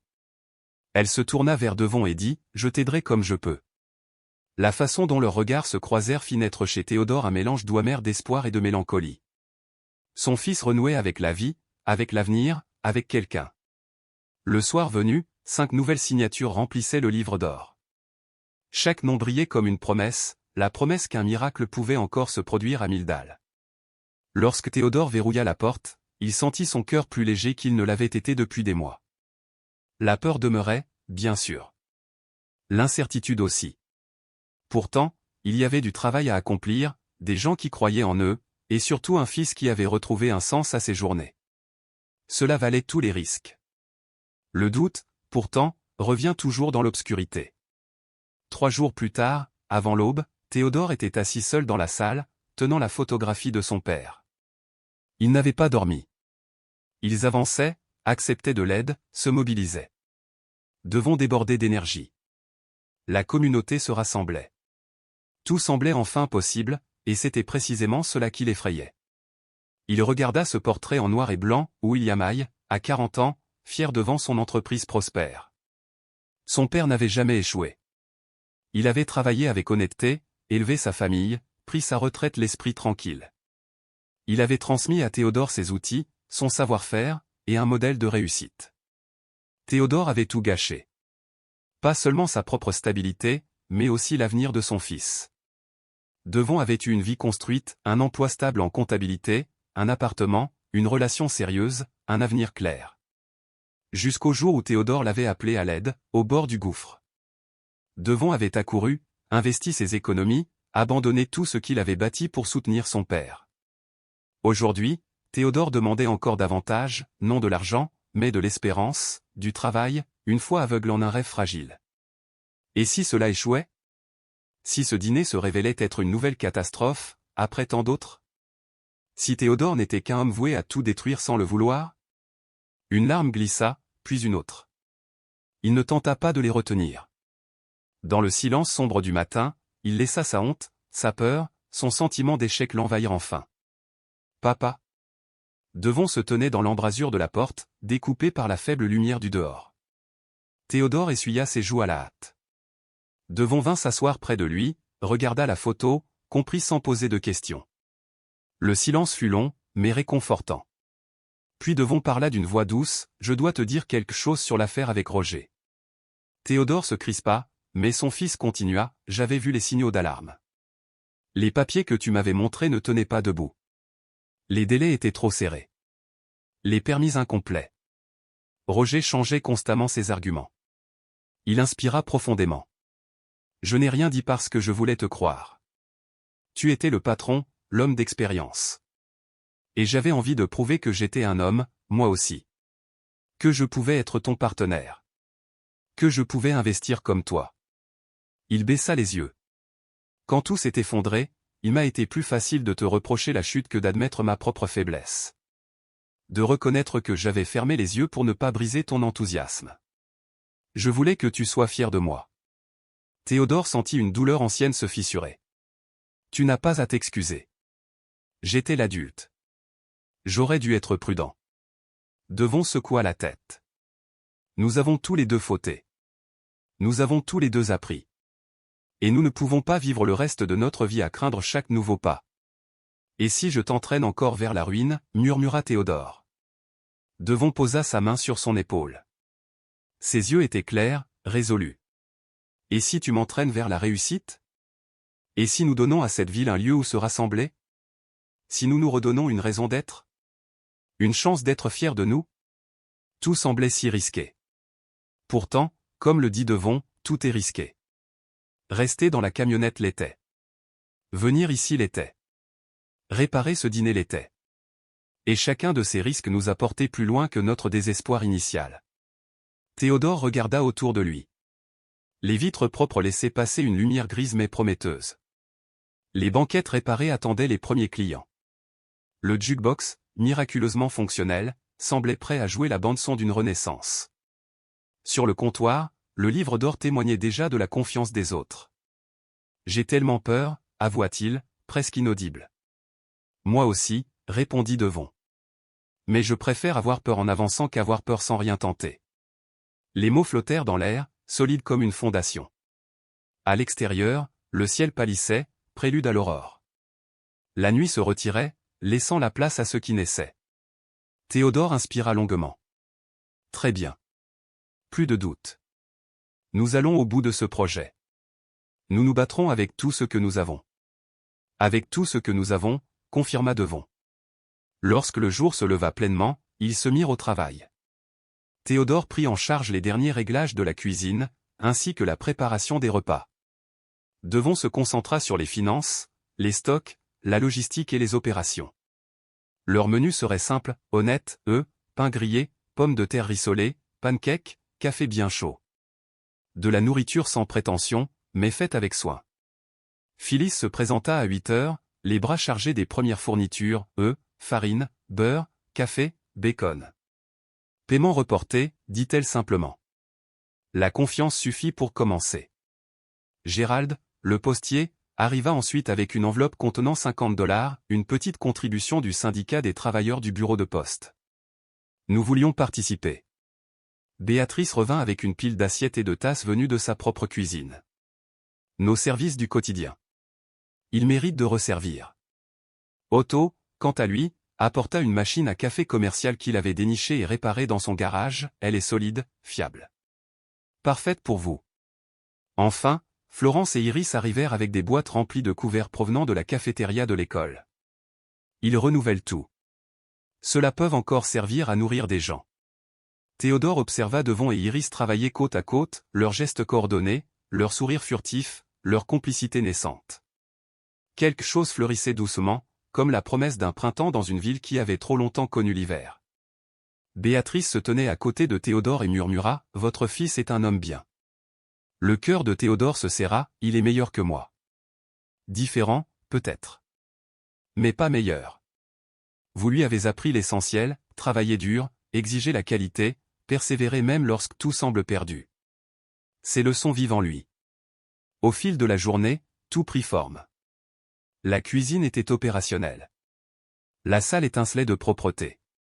Ils avaient reçu l'essentiel, équipement, provisions, soutien. Devon inscrivit le menu sur un tableau noir avec une écriture soignée. Ils fixèrent la date d'ouverture, vendredi 1er décembre. 3 semaines pour affiner, répéter, prévenir les habitants. 3 semaines pour apprivoiser l'espoir qui grondait à nouveau dans leur poitrine. Le soir venu, ils peignirent ensemble le cadre du tableau. Devon dit, presque en chuchotant, même si cela ne dure que quelques mois, ce sera déjà précieux. Oui, répondit Théodore avec conviction. Ce sera précieux. Et, merci. Théodore se tourna vers son fils, pourquoi donc? De ne pas avoir abandonné. De me laisser prendre part à tout cela. De me montrer qu'un nouveau départ ne signifie pas effacer ce qui a existé avant. Théodore posa son pinceau, ouvrit les bras et serra Devon contre lui. Dans ce dîner presque prêt, ils se tinrent l'un à l'autre, portés par une espérance nouvelle, fragile encore, mais façonnée par le travail, la volonté, et l'amour d'une famille qui refusait de se laisser écraser. Mildal s'assoupissait dehors, ignorant encore de sa propre métamorphose naissante. À l'intérieur du Riverside dîner, 2 hommes se tenaient debout, non sans peur, mais désormais libérés de la paralysie. Cela suffisait pour commencer. Une semaine avant le grand jour, tandis que Théodore repeignait les encadrements des fenêtres, une berline argentée s'arrêta devant le trottoir. Il n'en fallut pas davantage pour que son cœur se serre de nouveau dans sa poitrine. L'avenir approchait, en personne, prêt à les mettre à l'épreuve. Le premier vrai chapitre de leur seconde vie était sur le point de s'écrire. Un homme d'une 40aine d'années surgit sur le trottoir, vêtu d'un costume si élégant qu'il paraissait presque offensant dans une petite ville comme Mildal.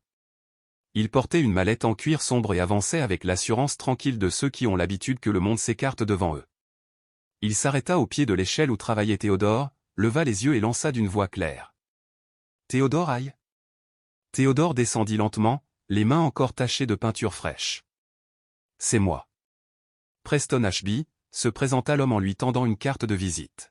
« Je suis avocat, représentant la succession d'Ocry. Pourrions-nous parler quelque part au calme ?» Devon apparut aussitôt dans l'embrasure de la porte, alerté par le ton formel de l'étranger. « Quel est le problème » demanda-t-il, méfiant. « Discutons plutôt à l'intérieur. » Ils s'installèrent dans une banquette du dîner. Théodore et son fils côte à côte, l'avocat face à eux. Le cliquetis froid de la mallette s'ouvrant brisa le silence. Preston en sortit un dossier épais, déjà prêt à être présenté comme une sentence. « Je vais aller droit au but » annonça-t-il. « Madame Pauline d'Ocry n'avait pas l'autorité légale de vous donner la permission d'occuper cette propriété. » Théodore sentit un vertige.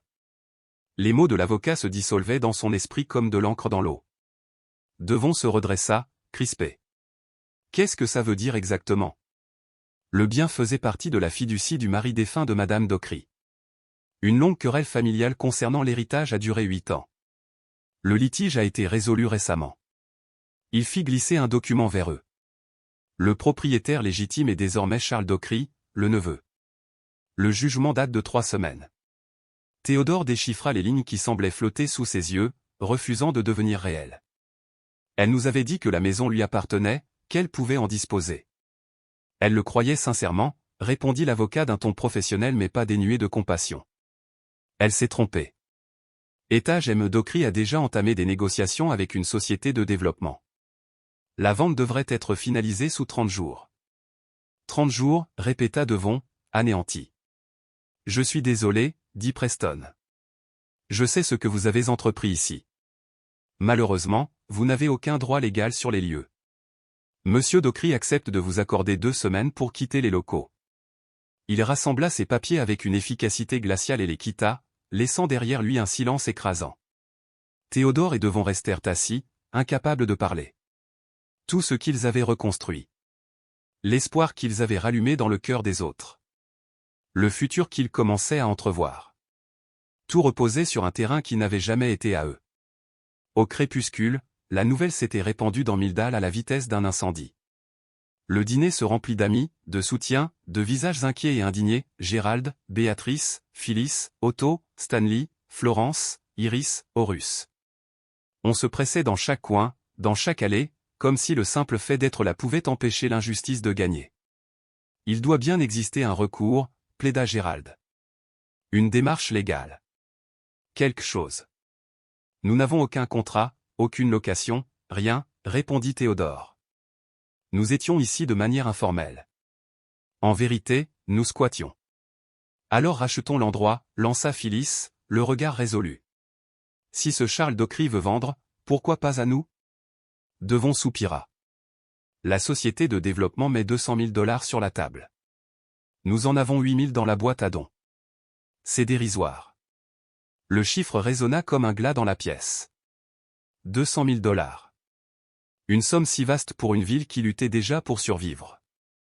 Nous pourrions lever des fonds, tenta Florence, mais sans conviction. Faire appel aux anciens habitants. Chercher des subventions. En 30 jours?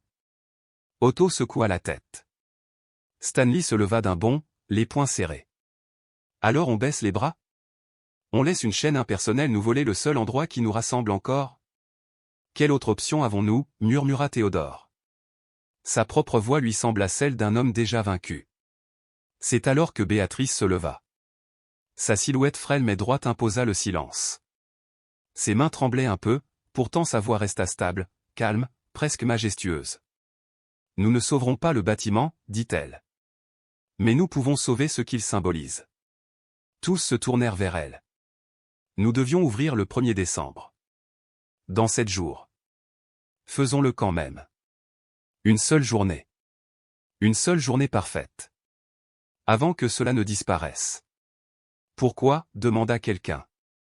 Pour la dignité, répondit-elle sans hésiter. Pour prouver que nous sommes encore capables de créer du beau. Même si ce beau ne dure qu'un instant. Pour empêcher que ce lieu s'éteigne sans un dernier éclat de lumière. Un souffle d'émotion traversa le dîner. Théodore sentit les larmes lui monter aux yeux. Tant de travail pour si peu de temps. Devon prit la parole, la voix vibrante de détermination. Elle a raison. Nous n'avons jamais fait tout cela pour posséder des murs ou un terrain. Nous l'avons fait pour redonner un cœur à cette ville. Que ce soit pour un jour ou pour 10 ans, cela a de la valeur. Théodore tenta d'argumenter.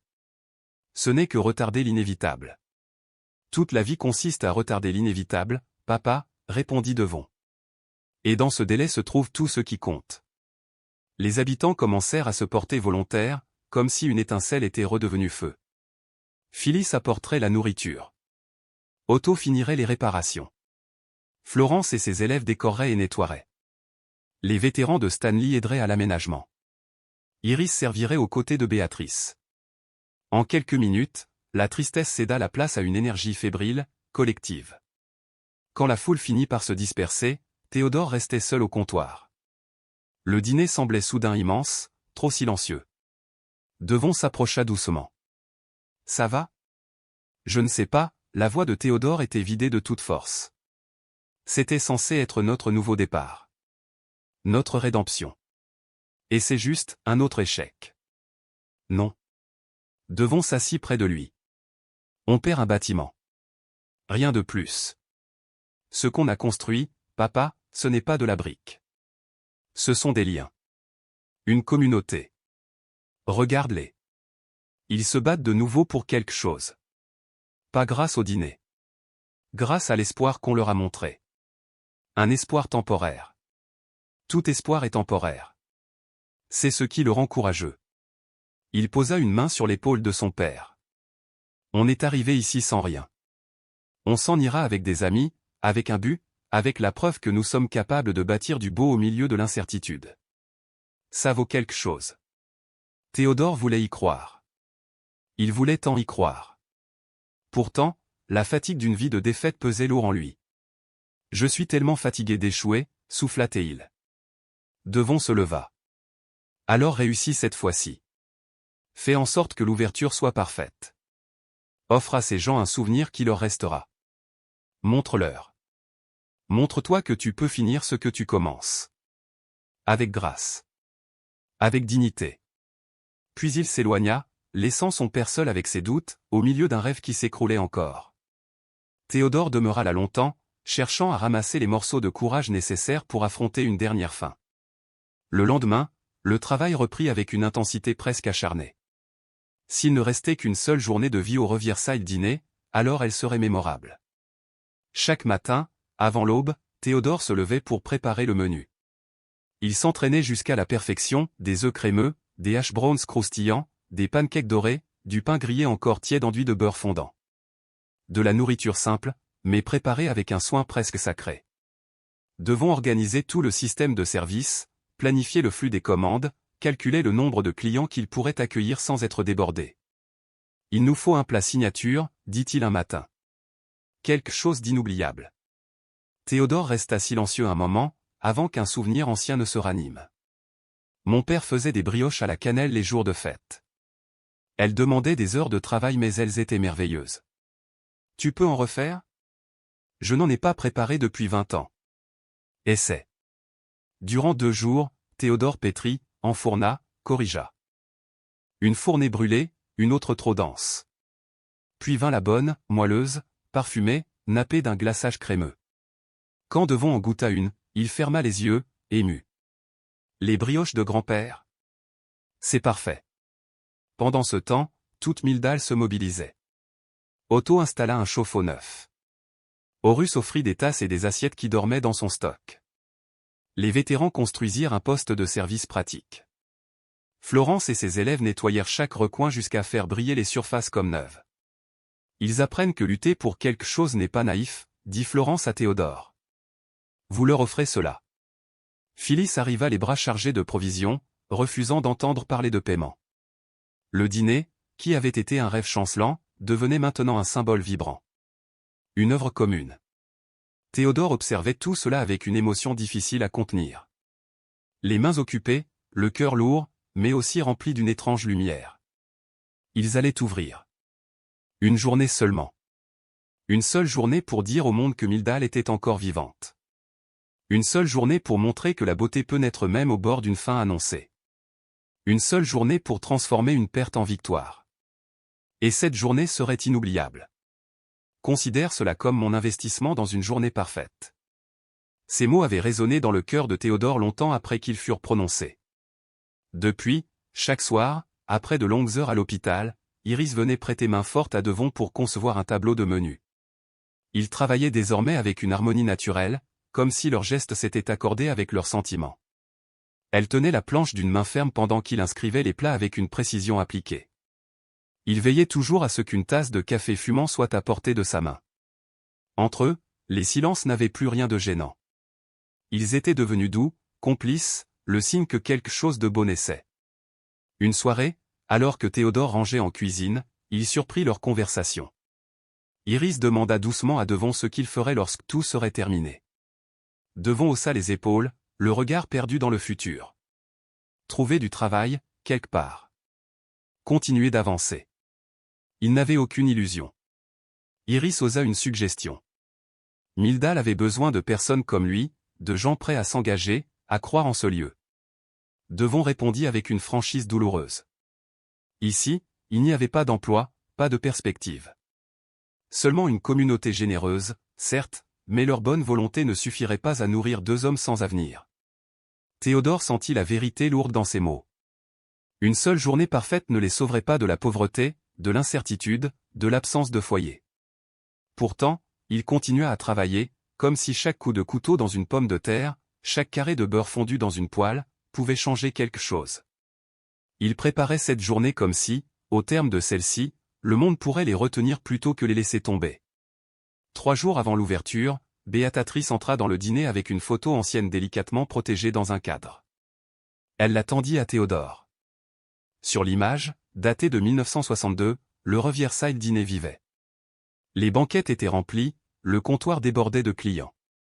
Les visages rayonnaient de joie, d'animation, de simple humanité. Béatatrice voulait qu'il voie ce que le lieu avait été, et ce qu'il faisait renaître, ne serait-ce qu'un instant. Théodore resta un long moment devant cette photographie, comme s'il essayait de capter l'esprit de ce passé vivant. Il la fixa au mur de la cuisine, bien en vue. Il se promit de mériter cet héritage. La veille de l'ouverture, la petite équipe se réunit pour un dernier parcours. Théodore et Devon expliquer le déroulement du service, les zones de stockage, le circuit des commandes, l'agencement des tables, la musique choisie. Chaque détail avait été réfléchi, peaufiné. Gérald observa les lieux avec un émerveillement sincère. C'était exactement ce que ce dîner devait être. Ils lancèrent la musique une dernière fois pour tester le jukebox, et la voix chaleureuse de Sam Cooke enveloppa l'espace. Tous se figèrent dans une émotion silencieuse. Otto prit la parole. Peu importait ce qui arriverait le lendemain, ils avaient accompli quelque chose de grand. Ils avaient ressuscité un bâtiment abandonné, et par la même occasion un peu d'espoir dans le cœur de Mildal. Béatatrice compléta ses paroles. Aucun d'eux n'aurait pu réussir seul. Ensemble, ils avaient bâti quelque chose qui avait du sens. Lorsque tout le monde fut parti, Théodore et Devon restèrent encore pour peaufiner l'imperceptible, comme s'ils pouvaient encore retarder l'échéance. Devon vérifia les stocks. Théodore nettoya des surfaces déjà impeccables. Le lendemain serait à la fois un triomphe et une fin. Devon rompit le silence en s'approchant de son père. Quoi qu'il se passe, ce projet avait représenté tout pour lui. Non pas le dîner en lui-même, mais le fait de le construire ensemble, de retrouver le sentiment rare et précieux de créer côte à côte. Théodore sentit son cœur se serrer.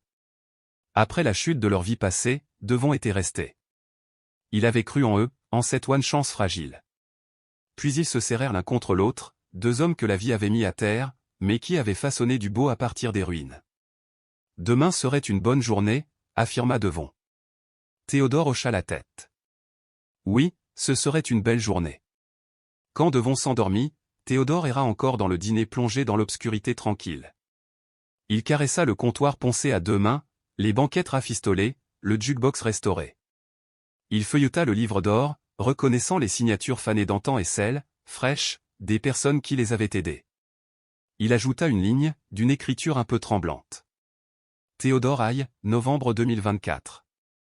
Je suis arrivé ici sans rien et j'ai trouvé tout ce qui compte. Merci. Puis il écrivit juste en dessous le nom de son fils. Devon Aille, mon fils et mon partenaire. Il pensa à son père avant lui, aux mains calleuses de William Aille qui construisait des choses solides et durables. Théodore avait tout perdu de ce qu'il avait bâti. Pourtant, peut-être que cette journée, dédiée à rassembler les gens, valait déjà comme une réussite. Tout Mildal dormait.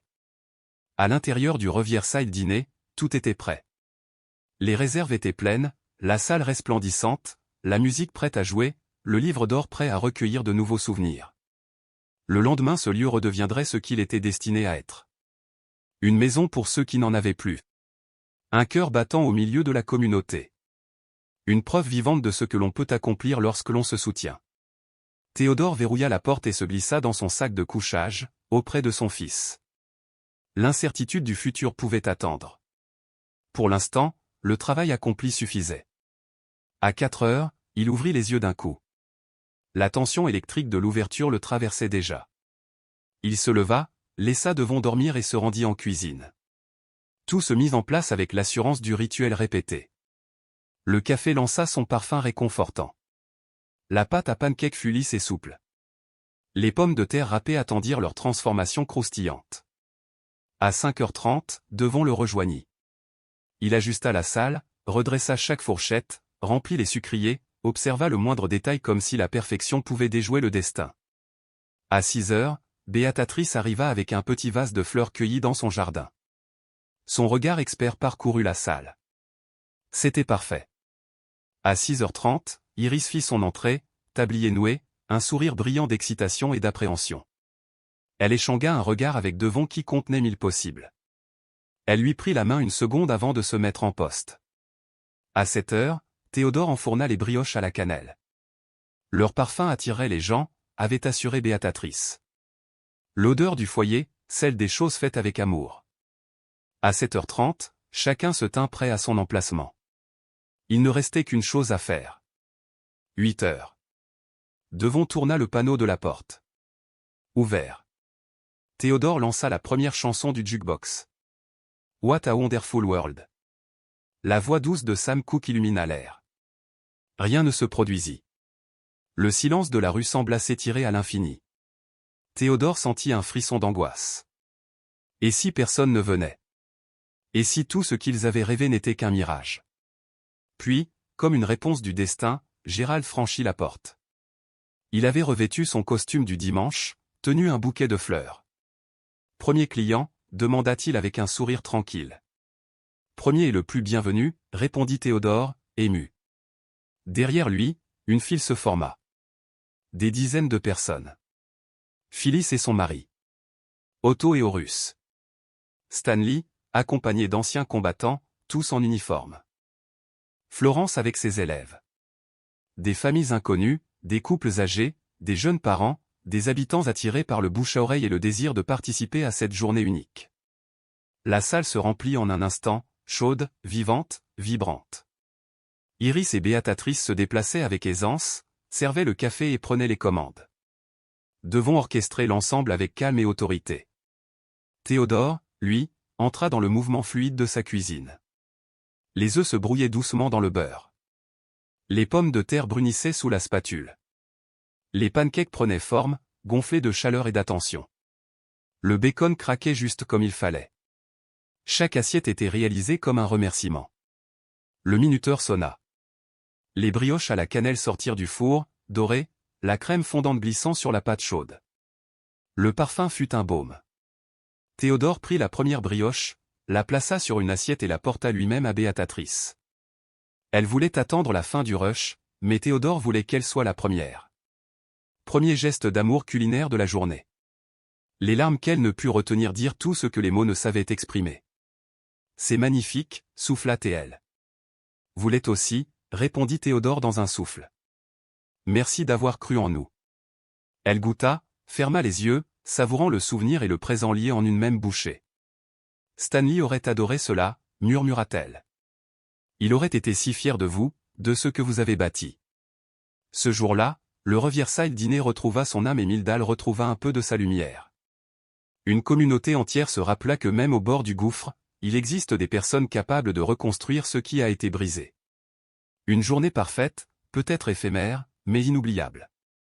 Une journée qui prouvait que parfois, l'espoir se cuisine sur une plaque chauffante, se sert dans une assiette chaude, et se partage autour d'une table, simplement parce que des mains se sont tendues pour. Théodore serra brièvement la main d'Iris avant de retourner au cœur de la cuisine. Il restait tant à faire. La matinée prit l'allure d'un tourbillon de tâches menées avec ardeur. Les commandes affluaient sans interruption, assiettes de petit déjeuner fumantes, brioches à la cannelle sortant du four en continu, et une pluie de tasses de café servies bien chaud. Le vieux jukebox tournait sans s'arrêter, diffusant un enchaînement de chansons qui baignaient la salle dans une atmosphère de douceur, de nostalgie et de joie retrouvée. Les gens prenaient leur temps. Ils s'attardaient à leur table, bavardaient avec des voisins qu'ils n'avaient plus abordés depuis des mois, partageaient rires, souvenirs et confidences. Depuis la cuisine, Théodore percevait ce brouhaha vivant. C'était le son d'une communauté qui reprenait conscience d'elle-même. Le souvenir vibrant d'un lieu où l'on appartenait à quelque chose de plus grand que son propre quotidien. Le Riverside dîner redevenait un pont entre les uns et les autres, ne serait-ce que pour une journée. Devon surgit à la fenêtre du passe-plat, le visage animé par une excitation nouvelle. « Papa, on n'a presque plus de pommes de terre pour les hash browns. Il y en a encore dans la glacière, tout en bas. Et la table s'y demande si les brioches peuvent être mises à emporter. Ils veulent en apporter à leur mère qui n'a pas pu venir. Bien sûr. On les emballera. » Le regard de Théodore glissa vers la salle. Chaque chaise était occupée. Des clients se tenaient debout près du jukebox, discutant avec entrain. Des enfants riaient en zigzagant entre les tables. Le coin réservé aux anciens combattants résonnait de conversations animées et d'histoires d'un autre temps. Dans une alcôve, un jeune couple se tenait la main, l'air de découvrir l'amour au premier jour. Théodore sentit une émotion profonde l'envahir. Ce qu'ils avaient construit dépassait de loin l'idée d'un simple commerce ou d'un bien immobilier. Ils avaient créé un moment. Un lien. Une mémoire collective de ce qui compte réellement. On continue. On nourrit chaque personne qui passera cette porte. À midi, plus d'une centaine d'habitants avaient déjà été servis. Le premier assaut se transforma en un rythme régulier, un mouvement continu de départ et d'arrivée. Des visages connus, d'autres oubliés, des anciens résidents revenus pour ressentir une dernière fois l'âme du lieu. Un journaliste local prit des photos et s'intéressa aux témoignages de quelques clients. Un élève du lycée, stylo et cahier en main, griffonnait à toute vitesse, témoin des retrouvailles inattendues de son village. Gérald revint, cette fois accompagné de son épouse, fier de présenter à sa femme ce miracle improvisé. Les enfants d'Otto avaient parcouru plusieurs kilomètres pour assister à cette renaissance inespérée. Pendant que la salle vibrait de ce renouveau, Théodore cuisina. Chaque assiette était confectionnée avec une attention presque rituelle, chaque repas devenu un geste d'affection envers ceux qui les avaient soutenus lorsqu'ils n'avaient plus rien. Il comprit soudain ce que son père avait voulu dire en affirmant que le travail pouvait être une prière. Ce jour-là, le service devenait un acte sacré, et l'importance ne résidait ni dans la réussite matérielle ni dans la sécurité d'un avenir assuré, mais dans la simple présence, dans le choix de faire du bien. Une seule journée parfaite. C'était tout ce qu'ils avaient espéré. Pourtant, quelle journée! À 14 heures, le flot reprit de plus belle avec l'arrivée des habitants qui avaient entendu parler de l'ouverture éclair et ne voulaient pas manquer cette opportunité avant la fin. La salle se remplit encore davantage, saturée de voix, de mouvements et de chaleur humaine. Théodore, transpirant, le dos douloureux, les mains rougies par la chaleur des poêles, ne ralentit pas la cadence. À la fenêtre, Devon annonçait commande sur commande. Son visage respirait une joie pure que son père n'avait plus vue depuis longtemps. Puis Théodore aperçut un objet nouvellement posé sur le comptoir. Un large bocal en verre, surmonté d'un écriteau écrit à la main, « Sauvons le Riverside dîner ». Il appela son fils. « Devon, c'est quoi ça ?»« Je ne sais pas. Quelqu'un l'a déposé. » Théodore observa. Un à un, les clients approchaient du bocal. Gérald glissa un billet qui ressemblait à un $20. Phyllis ajouta quelques billets froissés. Les anciens combattants, groupés autour d'une table, collectèrent leur monnaie et la versèrent ensemble. Des parents tendirent des pièces à leurs enfants pour qu'ils participent aussi. Peu à peu, le bocal se remplit. La gorge de Théodore se noua. Ils savaient tous que la cause semblait perdue. Pourtant, ils essayaient. Ils tentaient de préserver un lieu qui comptait pour eux. Vers 15 heures, profitant d'un court répit, Devon arriva avec le bocal. Ses mains tremblaient en comptant l'argent. $8 300. En 5 heures. Théodore s'appuya contre le comptoir, abasourdi. C'était infiniment loin des $200 000 nécessaires pour empêcher la vente, mais c'était tout ce que ces gens pouvaient donner. Leur argent du supermarché, leurs économies, leurs rêves modestes, leurs espoirs. Ce ne sera jamais assez, murmura-t-il. Peut-être. Mais regarde ce qu'ils font, papa. Ils refusent d'abandonner. Théodore sortit précipitamment par la porte arrière. Il avait besoin d'air. Dans l'allée, il s'assit sur une marche, la tête dans les mains, luttant contre les larmes. Devon le rejoignit et s'assit à côté, silencieux. Ils donnent plus que ce qu'ils devraient, finit par dire Théodore. Plus que ce qu'ils peuvent se permettre. Ils ne donnent pas de l'argent. Ils disent merci. Théodore releva les yeux vers son fils, perdu. Merci pourquoi? On est en train de tout perdre. Devon secoua la tête. On leur a rendu quelque chose qu'ils avaient oublié. On leur a montré que leur ville mérite encore qu'on se batte pour elle. Que s'attacher à quelque chose n'est pas une erreur. Cela vaut plus qu'un bâtiment. La porte s'ouvrit doucement. Gérald les rejoignit. Désolé de vous déranger, mais quelqu'un demande à vous parler. Il dit s'appeler Charles Dockery. Théodore et Devon échangèrent un regard et rentrèrent. Un homme d'une cinquantaine d'années se tenait au milieu de la foule. Bien mis, mais simple. Un visage marqué par la vie, et pourtant doux. Le propriétaire. Celui qui avait remporté le procès. Celui qui voulait vendre. Il s'approcha. Monsieur Hay? Je suis Charles Dockery. Je sais qui vous êtes. La réponse était plus dure qu'il ne l'aurait souhaité. Ils s'installèrent dans une banquette à l'écart. Charles sembla chercher ses mots. Lorsque j'ai gagné le procès, je n'ai vu qu'une chose, de l'argent. Ma tante s'était opposée à moi pendant des années. J'étais en colère. Je voulais vendre et tourner la page. Ce matin, j'ai appelé l'entreprise immobilière pour leur dire que je voulais voir le bâtiment une dernière fois. Son regard parcourut la salle animée. Je ne m'attendais pas à ça. Devon intervint, tendu. On essaie de donner une belle journée aux gens, avant que vous ne fassiez tout raser. Charles acquiesça. Puis il observa la famille servie par Béatrice, le jukebox, les éclats de rire. Mon oncle adorait cet endroit. Il disait que c'était le cœur de cette ville. Je pensais qu'il exagérait. Mais en réalité, ce n'est pas le bâtiment qui compte, n'est-ce pas? Non, répondit simplement Théodore. Un silence. Puis une phrase qui fit battre le cœur de Théodore plus fort. J'ai rappelé les promoteurs immobiliers. J'ai annulé la vente. Théodore resta figé. Quoi? Charles se pencha vers eux. Je ne peux pas vendre après avoir vu ça. Après avoir compris. Mais je ne peux pas non plus garder ce lieu sans rien en faire. Je suis professeur. Ce bâtiment représentait ma retraite. Alors que proposez-vous? Demanda Devon, hésitant. Charles sortit un carnet rempli de chiffres. Et si la ville l'achetait? Et si l'on créait une coopérative? La communauté en serait propriétaire. L'entreprise me proposait 200 000 $. J'accepterais 150 000 de la part du village. Et je vous laisse 6 mois. Pas de loyer, pas de charge. 6 mois pour réunir les fonds. Théodore n'arrivait plus à parler. Devon chercha ses mots. Vous feriez ça? Mon oncle aurait voulu que ce lieu revive.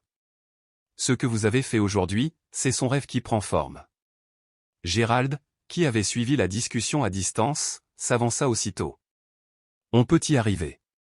On va solliciter les anciens habitants, obtenir des subventions, lancer une grande collecte. Béatrice se leva, les yeux brillants. On va arrêter de se résigner. On va se battre. En quelques minutes, l'air changea. L'espoir, si longtemps muselé, envahit chaque recoin. Des promesses jaillirent. Des idées fusaient. Des calculs rapides, des coups de fil, des embrassades. Les habitants refusaient désormais de perdre ce qui les rassemblait. Charles serra la main de Théodore. Continuez à cuisiner. Cette ville a besoin de vous. Lorsqu'il partit, Théodore resta au milieu du dîner, observant les gestes déterminés de ceux qui s'étaient remis à croire. Le bocal se remplit encore. Les téléphones s'agitaient. Des plans naissaient dans l'urgence et la passion. Devon rejoignit son père, abasourdi. C'était réel? On dirait bien. On a 6 mois. On peut sauver cet endroit. Théodore attira son fils dans une étreinte longue et forte. Le brouhaha revenait autour d'eux, plus vibrant, plus porteur encore. La journée prévue comme un adieu se révélait en vérité un commencement. Retour au travail, dit Théodore en essuyant ses yeux. On a des gens à nourrir. Oui, chef. Ils reprirent leur poste. Le jukebox continua à jouer. Le café ne cessa jamais de couler. Les brioches sortirent du four par fournées entières. Et dans le bocal de verre, l'espoir s'empila, dollar après dollar. Le Riverside dîner ne mourait plus. Il renaissait. 5 mois plus tard, Théodore resta sur le trottoir, les mains dans les poches, regardant Otto et Horus installer une nouvelle enseigne fraîchement peinte par les élèves en arts plastiques de Florence. Elle proclamait fièrement « Riverside Dîner, propriété de la communauté ». La campagne de financement avait dépassé toutes les attentes, portée par l'amour d'une ville pour un endroit qui lui ressemblait, et par la conviction que parfois, la meilleure façon de préserver un avenir est de se battre pour ce qui nous unit. Le Riverside Dîner vivait de nouveau. Grâce à eux tous. Grâce à un jour parfait devenu un élan de vie. Grâce à l'idée simple et lumineuse que nourrir les autres peut, réellement, sauver le monde autour de soi. Les attentes furent largement dépassées. D'anciens habitants, partis vivre aux quatre coins du pays, envoyèrent des dons. Les villages voisins participèrent à leur tour. Une subvention de l'État, dédiée à la revitalisation des zones rurales, apporta $20 000 supplémentaires. Les commerces locaux, déjà fragiles, promirent de soutenir le projet par de modestes contributions mensuelles. Ce qui avait commencé comme un simple rêve, presque une folie, prenait désormais forme sous les yeux de tous. À la fin du mois d'avril, la cagnotte atteignit $162 000. C'était assez pour acheter officiellement le bâtiment et constituer un fonds de fonctionnement pour les premiers mois. La ville décida alors de se doter d'une coopérative. 43 familles achetèrent chacune une part de $500, devenant ainsi copropriétaires du lieu qui symbolisait désormais leur avenir commun. Théodore et Devon reçurent eux aussi des parts, offertes en reconnaissance de leurs efforts et du travail immense accompli. Une véritable institution était née. Un conseil fut élu démocratiquement. Gérald en prit la présidence, assuré de son calme et de son sens du devoir. Béatrice, toujours méthodique et bien organisée, devint trésorière. Phyllis, avec son tempérament énergique et son sens de la logistique, se chargea des opérations quotidiennes. Toutefois, l'essentiel du travail se déroulait chaque vendredi, samedi et dimanche, lorsque le restaurant ouvrait ses portes pour le petit déjeuner. Théodore s'activait en cuisine, orchestrant omelettes, pain grillé et cinnamon rolls avec une précision presque artisanale. Devon, armé d'un carnet et d'un regard attentif, supervisait le service et les approvisionnements. Autour d'eux, une rotation joyeuse de bénévoles, parmi lesquels Béatrice, Iris et tant d'autres habitants, veillaient à ce que tout tourne rond. Ce n'était ni glamour ni extraordinairement rentable. Pourtant, c'était viable. C'était vrai, vivant, profondément humain. Un après-midi de printemps, l'enseigne rénovée fut solidement fixée au-dessus de la façade, droite et fière, captant la lumière du soleil comme un signal d'espoir. Une petite foule s'était réunie pour assister à l'instant. Des regards brillants observaient le travail terminé. Des sourires, encore incrédules, se partageaient entre voisins. « Elle est magnifique », déclara Gérald, debout près de Théodore. « C'est vrai », répondit celui-ci, l'émotion lui serrant la gorge. « Vous avez accompli quelque chose de remarquable. Tu en es conscient, n'est-ce pas ?» Théodore prit un moment pour mesurer la vérité de ses paroles. 5 mois plus tôt, ils étaient sans abri, dormant dans leur camion, ne possédant qu'une boîte à outils et une poignée d'espérances abîmées.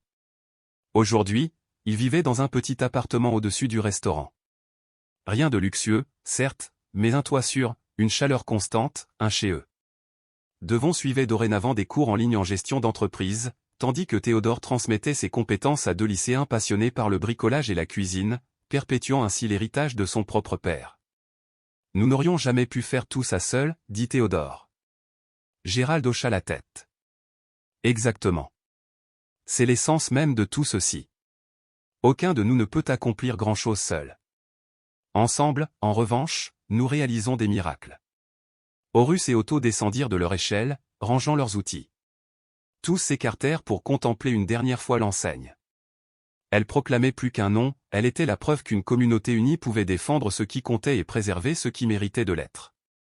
À l'intérieur, Théodore aperçut Devon et Iris assis côte à côte au comptoir, penchés sur l'écran d'un ordinateur portable. Iris, lorsqu'elle n'était pas de garde à l'hôpital, passait presque toutes ses heures libres au restaurant. Sa rigueur de soignante se transposait naturellement à la gestion du service. Entre elle et Devon, une complicité prudente mais profonde se tissait, promesse discrète d'une histoire à écrire. « Qu'est-ce que vous complotez tous les deux » demanda Théodore en souriant. « Des projets d'expansion » répondit Devon, ravi. Iris pense que nous pourrions ajouter un service du déjeuner d'ici 6 mois, si la fréquentation continue d'augmenter. « Chaque chose en son temps » répliqua Théodore, bien qu'un sourire confiant éclairât son visage. Le soir venu, lorsque le silence retomba sur la salle désormais vide, Théodore resta seul un moment avec la vieille boîte à outils de son père. Le métal rouge était encore griffé et bosselé par les années, mais il l'avait nettoyé, entretenu, et à présent il s'apprêtait à le transmettre à son tour. Justine, l'un des adolescents qu'il formait, arriva ponctuellement, une pointe de nervosité dans le regard. « Justine, tu travailles ici depuis 3 mois déjà », commença Théodore. « Tu as des mains habiles, une vraie attention aux détails, et surtout l'envie d'apprendre. Ce sont là des qualités précieuses. »« Merci, monsieur. » Théodore prit la boîte et la tendit à Justine. C'était celle de mon père. Il me l'a donnée pour mon premier véritable emploi. Je voudrais que tu l'aies maintenant. Les yeux du garçon s'écarquillèrent. Je ne peux pas accepter. Elle vous appartient. C'est à moi d'en décider. Ces outils doivent servir à construire, à réparer ce qui est brisé. Ils existent pour être transmis d'une génération à l'autre. Il plaça la boîte dans les mains du jeune homme avec douceur et fermeté. Serre-les bien.